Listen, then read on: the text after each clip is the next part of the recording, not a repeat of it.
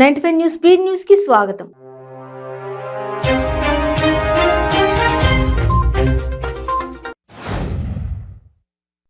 2024 ఎన్నికల్లో ఏపీలో బీజేపీ అధికారంలోకి రావడం ఖాయమని బీజేపీ జాతీయ కార్యదర్శి సునీల్ దియోదర్ తెలిపారు. కేంద్రం సహకారంతో ఆంధ్రలో అన్ని రకాలుగా అభివృద్ధి జరిగిందన్నారు. జగిత్యాల జిల్లా కోరుట్ల పట్టణంలోని కార్గిల్ చౌక్ వద్ద పుల్వామా ఉగ్రదాడిలో అమరులైన 40 మంది భారత జవాన్లకు బీజేపీ నాయకులు ఘనంగా నివాళులర్పించి 2 నిమిషాల పాటు మౌనం పాటించారు. యువగళం పాదయాత్రలో నారా లోకేష్ చేసిన వ్యాఖ్యలపై మంత్రి ఆర్కే రోజా తీవ్రంగా విరుచుకుపడ్డారు. లోకేష్ అంకుల్ ఒక ఐరన్ లెగ్, లోకేష్ పాదయాత్ర కాదు జోకేష్ యాత్ర అని వ్యాఖ్యానించారు. రాష్ట్రంలో సంచలనం సృష్టించిన అంధ యువతి హత్య కేసులో జిల్లా ఎస్పీ వకుల్ జిందాల్ పలు కీలక విషయాలు వెల్లడించారు. బాలికపై రాజు అసభ్యంగా ప్రవర్తించాడని తల్లి మందలించడంతో దానిని మనసులో పెట్టుకున్న నిందితుడు ఈ అఘాయిత్యానికి పాల్పడ్డాడని ఎస్పీ తెలిపారు. భద్రాద్రి కొత్తగూడెం జిల్లా దుమ్మగూడెం మండలం దుమ్మగూడెంలో ముత్యాలమ్మ 22వ జాతర ఫిబ్రవరి 6వ తేదీ నుంచి 14వ తేదీ వరకు ఆలయ కమిటీ చైర్మన్ చుక్కా గణేష్ రెడ్డి ఆధ్వర్యంలో ఘనంగా 9 రోజుల పాటు వేడుక అత్యంత వైభవంగా జరిగింది.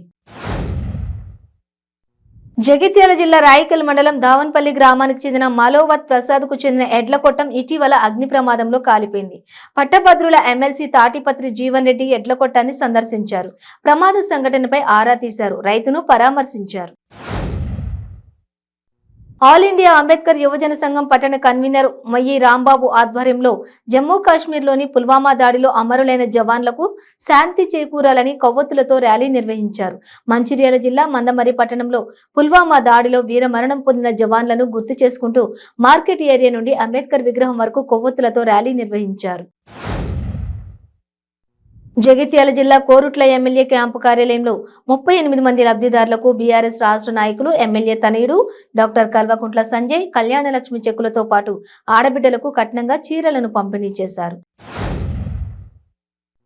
ఏలూరు జిల్లాలో ఏసీబీ వలలో చిక్కాడు దెందులూరు సెక్షన్ ఏఈ మల్లుల రమేష్ బాబు.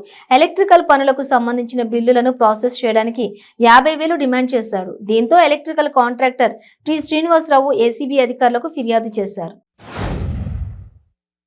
కర్నూలు జిల్లా హాలహర్వి మండలం అమృతపురం వేదావతి ప్రాజెక్టును సిపిఐ రాష్ట్ర బృందం పరిశీలించింది.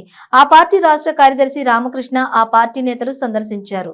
ప్రభుత్వం ఇప్పటి వరకు కేవలం 16 కోట్ల రూపాయలు నిధులు కేటాయించడంపై ఆగ్రహం వ్యక్తం చేశారు.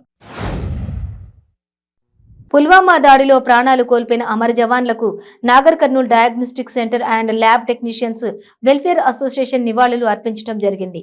ఈ అమర వీరుల త్యాగాన్ని స్మరించుకుంటూ నాగర్ కర్నూల్ అంబేద్కర్ చౌరస్తాలోని 2 నిమిషాలు మౌనం పాటించారు. ఉమ్మడి ఆంధ్రప్రదేశ్ మాజీ మంత్రి, మాజీ డిప్యూటీ స్పీకర్ గుమ్మడి కుతూహలమ్మ కన్నుమూశారు. తిరుపతిలోని ఆమె నివాసంలో ఈ తెల్లవారుజామున తుది శ్వాస విడిచారు. ఆమె వయసు 74 సంవత్సరాలు. గత కొంతకాలంగా ఆమె అనారోగ్యంతో బాధపడుతున్నారు.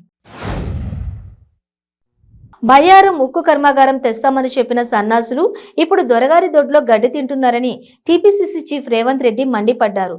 మణుగూరులోని ఆయన మాట్లాడారు. భద్రాద్రి కొత్తగూడెం జిల్లా ఇల్లందు మండలం కల్లెడ గ్రామానికి చెందిన కొందరు బేరగాళ్లు ములుగు జిల్లా ములుగు మండలం అంకన్నగూడెం తదితర ఏజెన్సీ గ్రామాల నుంచి పత్తి కొనుగోలు చేసి తరలిస్తున్నారు.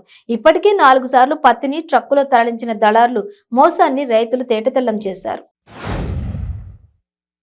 ఈజీ మనీయే లక్ష్యంగా దొంగతనాలను ఎంచుకుని రేప్ కేసులో 7 ఏళ్లు జైలుకు వెళ్లొచ్చిన జీవనశైలిని మార్చుకోకుండా జంట నగరాలలోని కమిషనరేట్ పరిధిలో 20కి పైగా రాత్రి దొంగతనాలకు పాల్పడ్డ అంతర్రాష్ట్ర నిందితుడు కమ్మ సింగ్ ని అరెస్ట్ చేశారు జీడిమెట్ల పోలీసులు. నంద్యాల జిల్లాలో పలు చోరీలకు పాల్పడుతున్న నిందితులను అరెస్ట్ చేశారు. దారి దోపిడీలకు పాల్పడుతున్న ముఠాపై ఫిర్యాదు రావడంతో రంగంలోకి దిగిన పోలీసులు వారిని అదుపులోకి తీసుకున్నారు. పశ్చిమ గోదావరి జిల్లా నరసాపురం యాక్సిస్ బ్యాంకు డిపాజిట్ మిషన్లను ఈ నెల 2వ తేదీ 500 రూపాయల నోట్లు డిపాజిట్ చేసిన ఘటనపై నరసాపురం డీఎస్పీ రవి మనోహరాచారి మీడియా సమావేశం నిర్వహించి ముద్దాయిలను మీడియా ఎదుట హాజరుపరిచారు.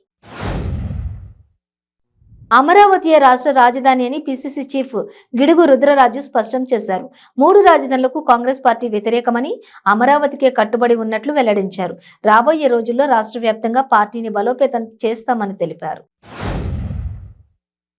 పీఆర్సీ ప్రమోషన్స్ వెంటనే ప్రకటించాలని Ittehad electricity contract employees union JAC demand చేసింది.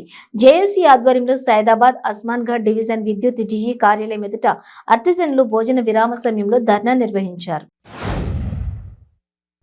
నెల్లూరు నగరంలోని మద్రాస్ బస్టాండ్ సెంటర్లో సంఘ సంస్కర్త ప్రకాశం పంతులు విగ్రహానికి అర్ధరాత్రి గుర్తు తెలియని దుండగులు నిప్పు పెట్టారు. ఎంతో రద్దీగా ఉండే ప్రాంతమైన మద్రాస్ బస్టాండ్ సెంటర్లో ఇలాంటి ఘటన జరగడం తీవ్ర చర్చకు దారితీసింది.